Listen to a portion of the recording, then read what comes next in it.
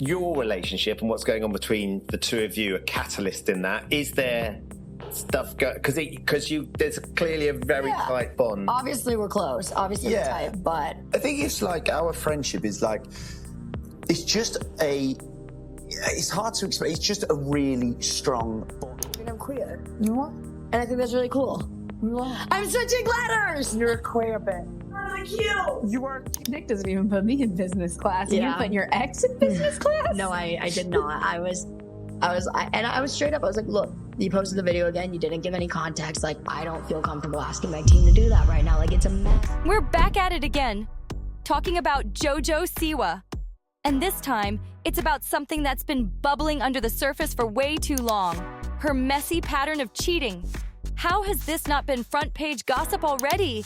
The way she blindsided Kath on national TV was wild. But honestly, at this point, no one should be shocked.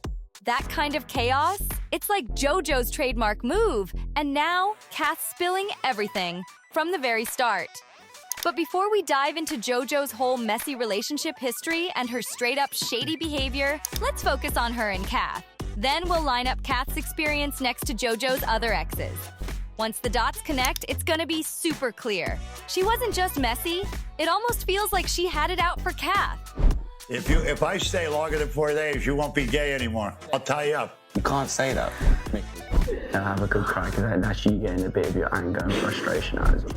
That there are confused feelings there, do with that what you will, and that they had realized in the house that I wasn't the person. Let's break this down. I tried so hard to tune JoJo out. I really did. But no, she just had to pull another stunt, hop out that clown car, and throw herself straight into the drama spotlight again. And now she's out here on the Vile Files podcast, serving up drama no one asked for. But somehow, we're all watching. Instead of owning up to anything, JoJo just sat there with Nick Viall and his wife, looking like she was getting hyped up by her personal emotional support squad. And she played that, poor me, everyone misunderstands me card like her career depended on it. Like, come on. The only thing more over-rehearsed than that podcast was her dance numbers. Now, she's on this Big Brother press tour or whatever. And while most of us are still cringing from how she acted in the house, she went ahead and made it 10 times worse. So now JoJo's ex, Katie, aka Kath, is getting blamed for being the messy one? She's catching heat just for suggesting there might have been something going on between JoJo and fellow Big Brother castmate Chris Hughes. Seriously? That's classic gaslighting. But let's be real here. This whole mess screams emotional cheating, loud and clear, in sparkly glitter glue and rainbow letters. JoJo's out here swearing up and down that she didn't technically cheat. But let's look at the receipts. Late-night cuddles, casual back scratches, and whispering about how she's not sure if her relationship's even working? Be for real. She might not have crossed the physical line yet, but she was deep in that gray area. She even started questioning who she was and what she wanted. And that didn't just come out of nowhere. And the wildest part? She had the nerve to get mad at Kath for being upset. Like, what? Look, he's a great guy. It is platonic. We have a lot of fun together. Life is life. And I don't know any future of anything. But I'm really grateful for our dynamic that we have and our bond that we have and whatever life does like. JoJo was out here showing more love and emotional support to her Big Brother roommate than she ever did to her own girlfriend. You don't have to kiss someone to disrespect your relationship. Sometimes just the way you look at someone says everything.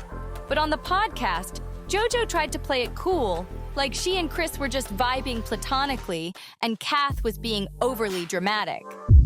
Really? JoJo even claimed that Chris wasn't a reason for the breakup. Okay, girl, if you say so. But don't act shocked when your ex sees you on national TV looking all cozy and starts asking what's really going on. So many reasons why my breakup happened. Yeah. Christopher is not one of them. And I mean, look, and I actually told this to Kath, I was like, maybe it would be easier if he was. But, True. You know what I mean? Like, he is not one of them. So if you're gonna share the story, share. JoJo even tried to flip the script on the audience, saying stuff like, "I told them maybe it'd be easier if he was the reason we broke up, but he is not." Like, huh? Girl, that is not the flex you think it is. If anything, that just makes you look worse. That means you weren't even tempted by someone else. You were just out here being straight up reckless with your actions for no reason. It's really giving "I was never serious about Kath" vibes from the jump.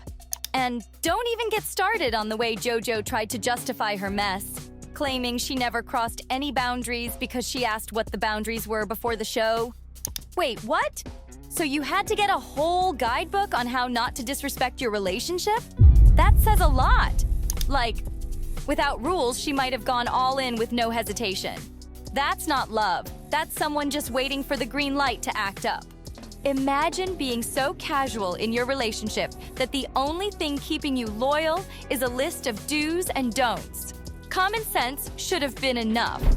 Were you presented with doubts about your actions in the house with Chris? While I was in the house? Yeah. No. Okay. No, because I straight up said, "What are your boundaries?" And I had a few boundaries for them while we were in the... And even with the rules laid out, she still managed to fumble everything mid-game like it was nothing. And now she's big mad that Kath dropped a video after the breakup, calling it misleading just because it looked like JoJo cheated with Chris. Newsflash. If you're doing everything but cheating, and it still breaks your partner's heart, guess what? It's gonna look like cheating, because emotionally, that's exactly what it felt like. But what really sent people over the edge? JoJo straight up admitted she never even watched the full breakup video Kath made because it was 13 minutes long. 13 minutes. That's too long to hear out someone you hurt? Wow. Oh, so your attention span magically cuts off right before you have to take accountability. Got it! On Instagram first, and it was, cut off, so I was like, oh, the full version must be on TikTok. And then I saw the full 13-minute version, and I was like, I'll be genuine, I did not 13 watch minutes is 13 minutes is forever. I did not watch it. I did not watch it. That's a movie. It's a movie. But hold on, it actually gets worse. You'd think JoJo would at least show a little bit of gratitude to Kath. After all, the girl literally flew across the world just to support her at the finals. That's major.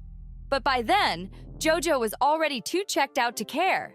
Kath didn't mean much to her anymore, and JoJo didn't even try to hide it. The proof?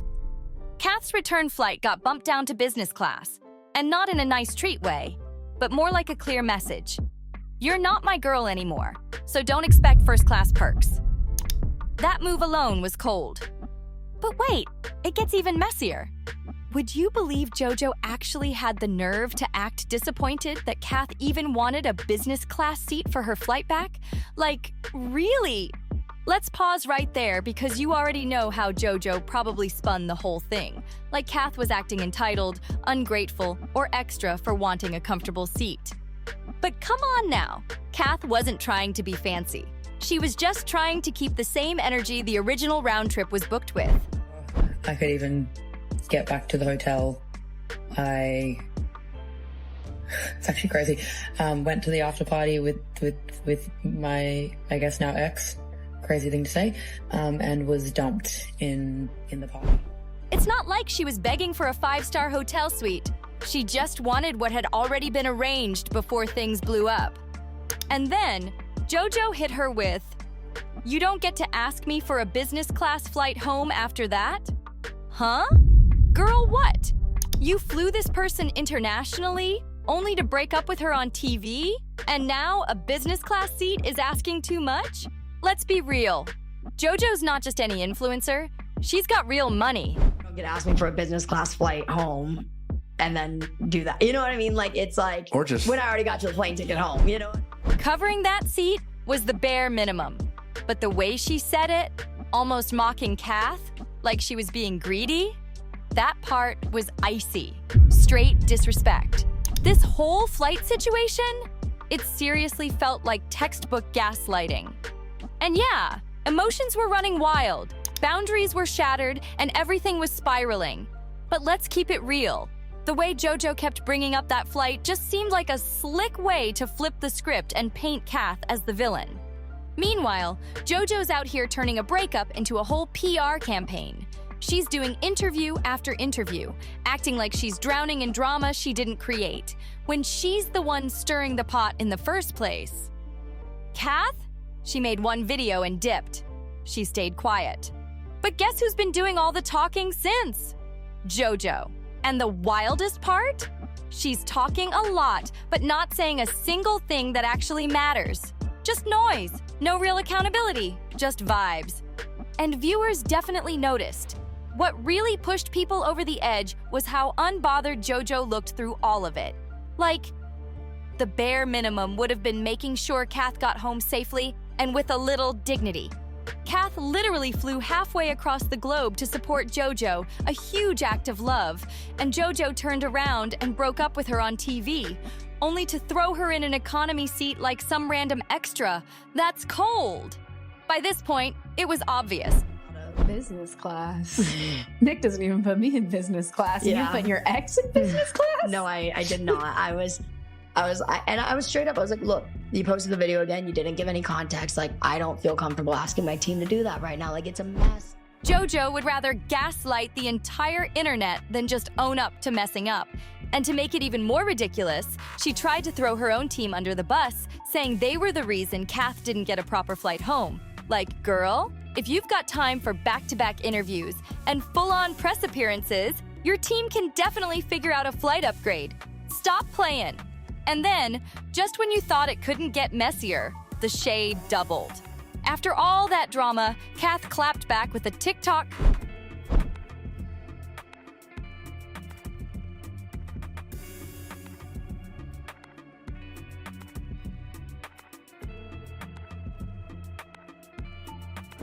Low-key joking about flying home in economy. She tried to keep it light, maybe even a little sad, but you could tell there was real pain underneath that smile.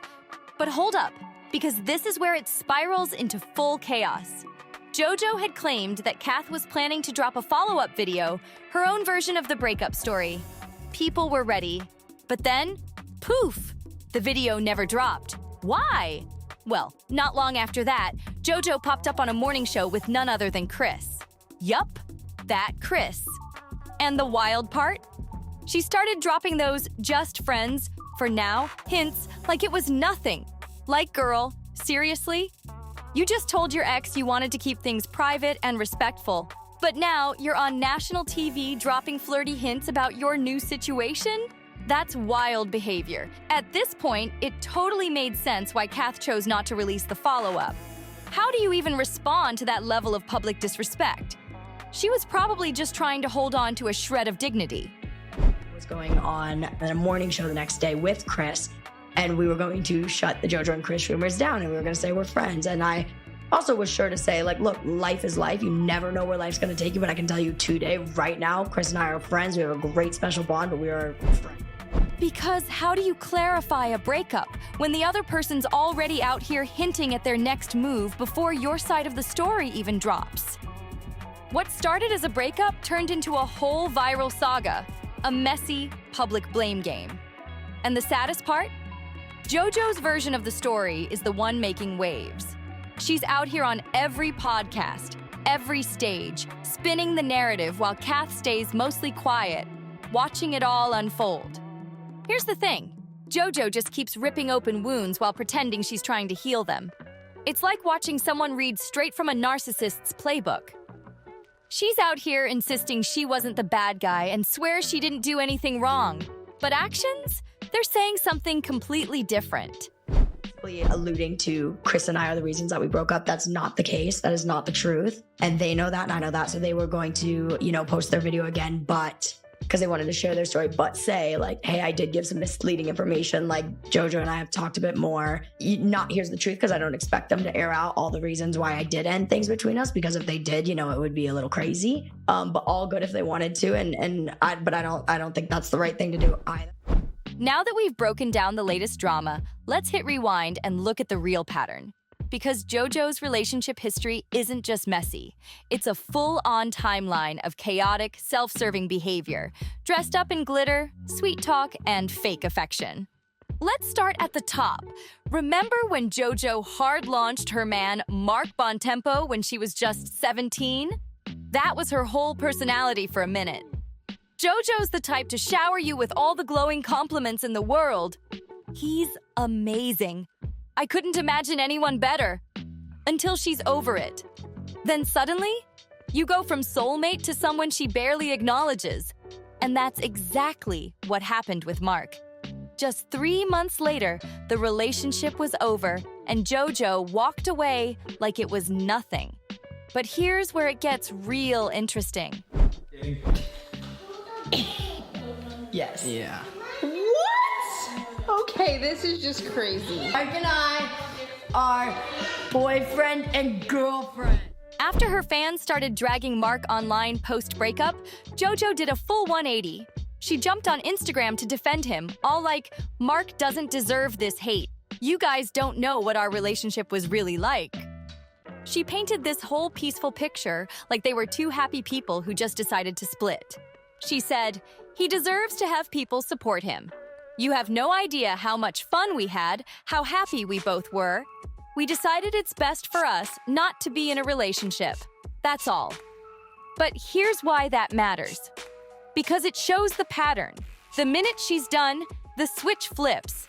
From sunshine and sparkles to, you're just a phase. And the people watching? We're left trying to figure out what's real and what's just PR. What's wild is that 17-year-old JoJo actually handled her breakup with more grace than grown-up JoJo is showing now with Kath. Like, how does that even happen?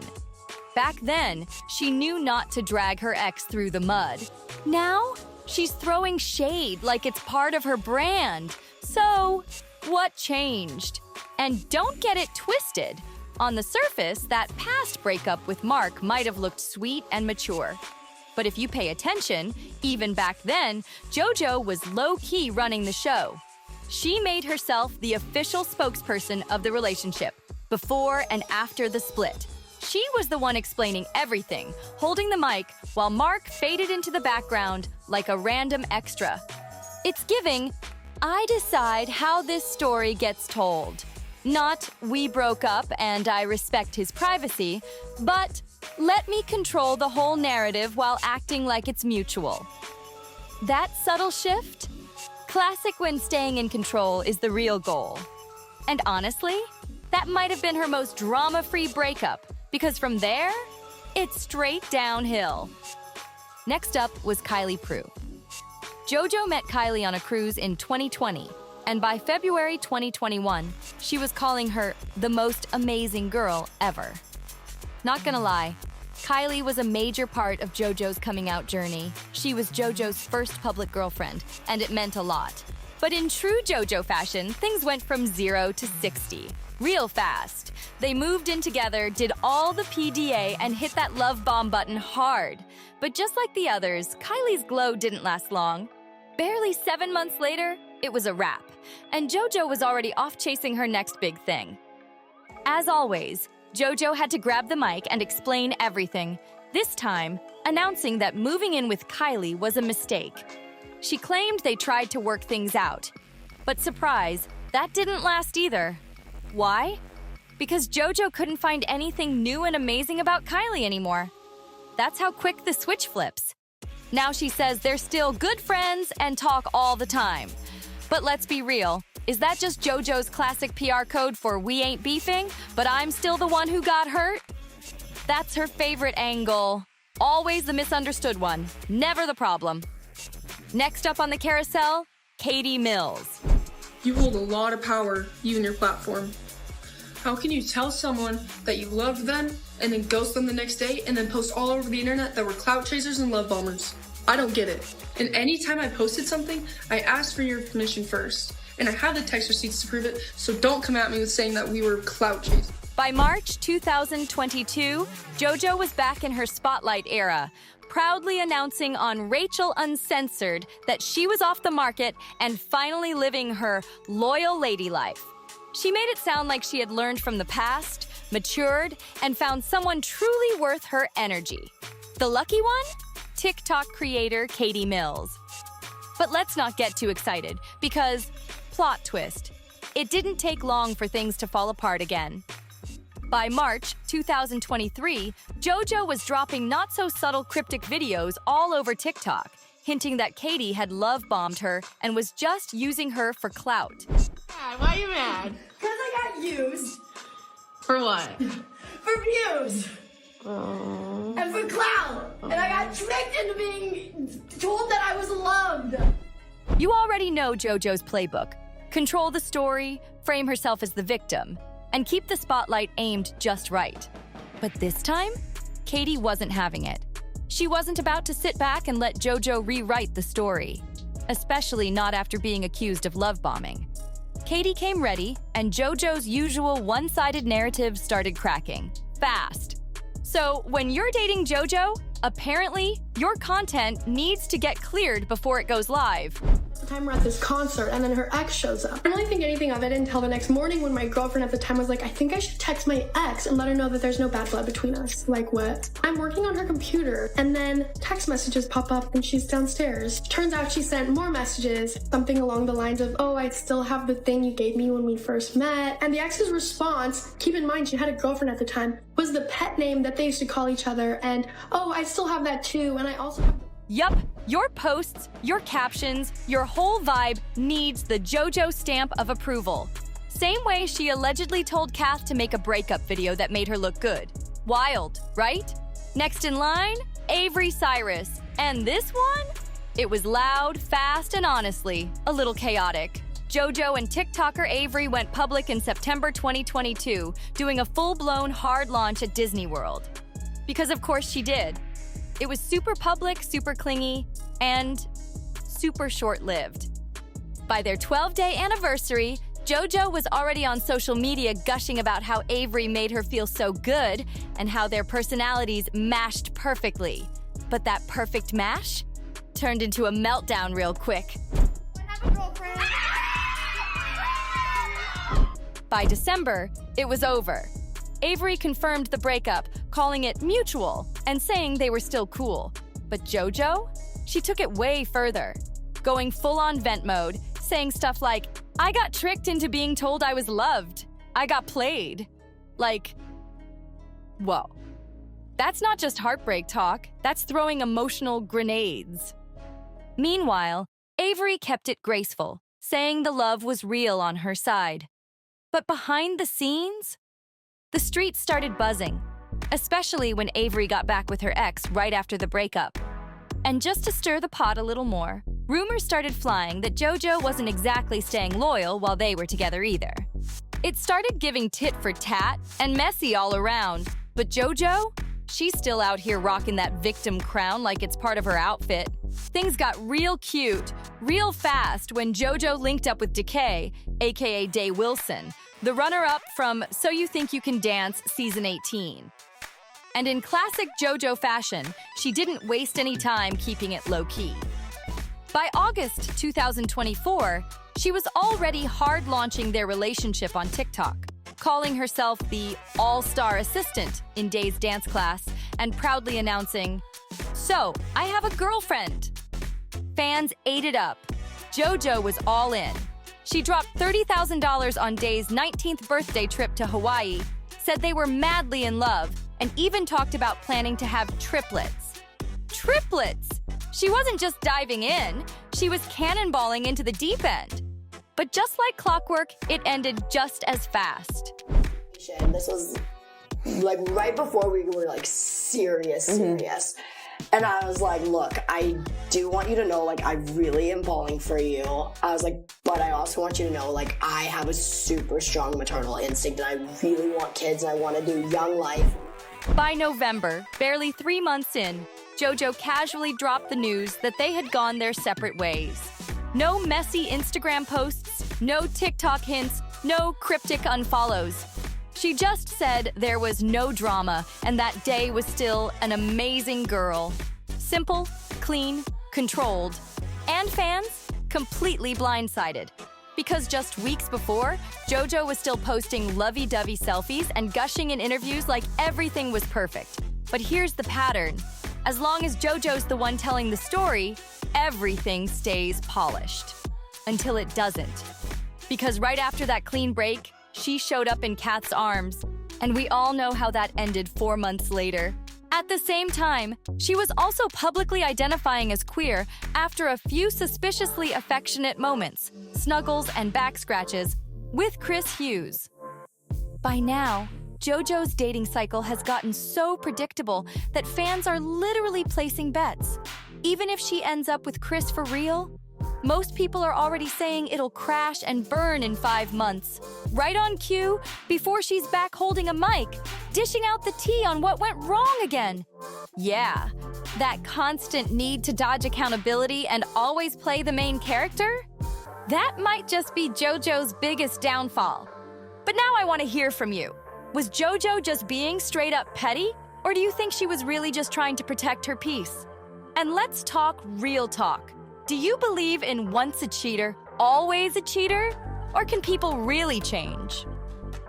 And that business class drama, was Kath out of line for asking?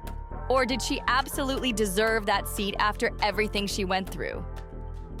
Drop your thoughts in the comments because this story is wild and I need to know what side you're on.